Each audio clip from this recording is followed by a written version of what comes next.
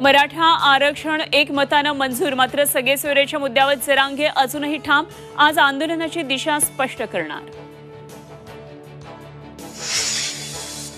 केंद्र सरकारकडून 31 मार्चपर्यंत कांदा निर्यात बंदी कायम. कांदा उत्पादक शेतकरी आणि व्यापाऱ्यांना धक्का.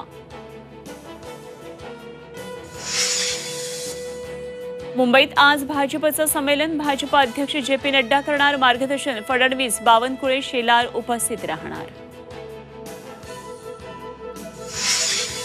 अजित पवार गटाच्या याचिकेवर हायकोर्टात आज सुनावणी. राहुल नार्वेकरांच्या निकालाविरोधात हायकोर्टात याचिका. शरद पवार गटाच्या 10 आमदारांना अपात्र ठरवण्याची मागणी. 12वीची परीक्षा आजपासून 15,13,909 विद्यार्थी देणार परीक्षा. परीक्षेच्या निर्धारित वेळेनंतर विद्यार्थ्यांना 10 मिनिटं वाढीव वेळ.